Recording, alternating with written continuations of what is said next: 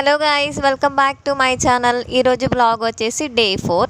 ఈరోజు ఏం జరుగుతుందో ఈ వీడియోలో చూపించబోతున్నాను. మీరు మాత్రం వీడియో స్కిప్ చేయకుండా ఫుల్గా చూసేయండి. ఈరోజు విగ్రహాలను ప్రతిష్టాపిస్తున్నారు. ఫస్ట్ మార్నింగ్ పూజ అయిపోయింది. పూజ అయిపోయిన తర్వాత విగ్రహాలకి అయ్యగారు ఏమో పూజ చేస్తున్నారు.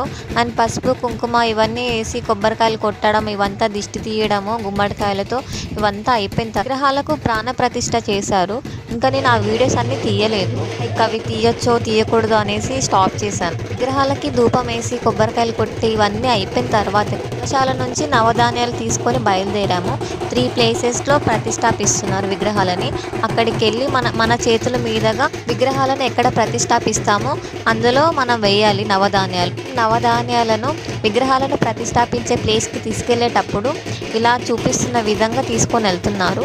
గారు నవధాన్యాలను తీసుకొని వెళ్తుంటే మనం ఇలా పూలు చల్లుకుంటూ ఆయన వెనకాలనే ఫాలో అవుతూ ఉండాలి. ఇలా పంతులు గారు వెనకాల వెళ్తూ విగ్రహాలు ఉండే ప్లేసెస్కి వెళ్ళి నవధాన్యాలు వేయాలి. నవధాన్యాలు వేయడం అయిపోయిన తర్వాతకి మళ్ళీ యాగశాలకు వస్తాము. అండ్ వచ్చిన తర్వాతకి విగ్రహాలను అప్పుడు తీసుకొని వెళ్ళి అప్పుడు ప్రతిష్టాపిస్తారు.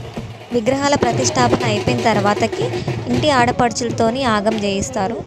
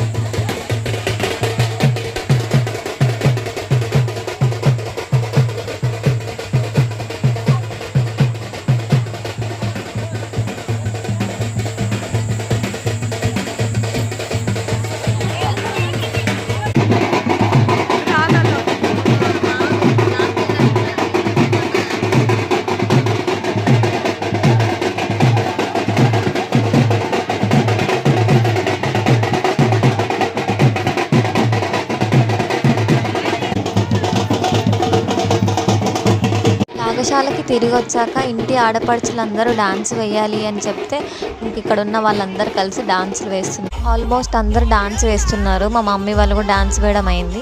నేను అసలు డాన్స్ వేయకూడదు అనేసి సైలెంట్గా పక్కనుంటే మా అత్త వాళ్ళు లాక్కెళ్ళారు డాన్స్ వేద్దురా అనేసి. ఇంకా తప్పదన్నట్టు వెళ్ళి డాన్స్ వేసాను. అసలు శారీలో క్యారీ చేయడం కష్టం రా బాబోయ్ అనుకుంటే ఇంకా డాన్సా అనేసి ఇంకా డాన్స్ వేస్తుంటే మధ్యలో మా చెల్లి మా మరదలు ఇద్దరు తప్పించుకొని వెళ్ళిపోయారు.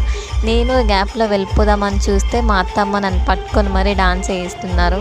అసలు నిజంగా మా అత్తల ఎనర్జీ అయితే నెక్స్ట్ లెవెల్లో ఉన్నాయి. మేము అలసిపోతున్నా కానీ మా అత్తలు మాత్రం అసలు ఆగట్లేదు. డాన్స్లో తగ్గేదలే అన్నట్టు వేస్తున్నారు.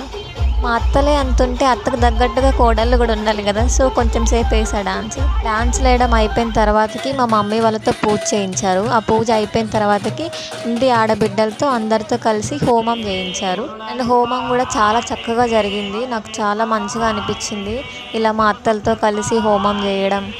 థింక్ నేను ఇది సెకండ్ టైం అనుకుంటా హోమం చేయడము. గృహప్రవేశం టైంలో మా ఇంట్లో జరిగినప్పుడు చేశాను.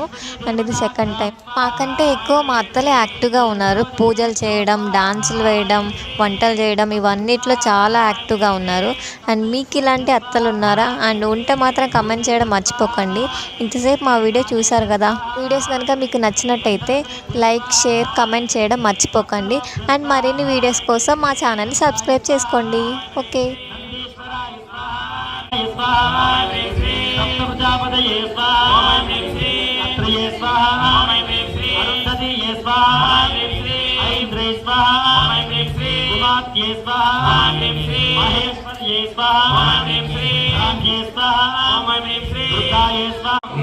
బుద్ధిం శ్రియం బలం ఆయుష్యం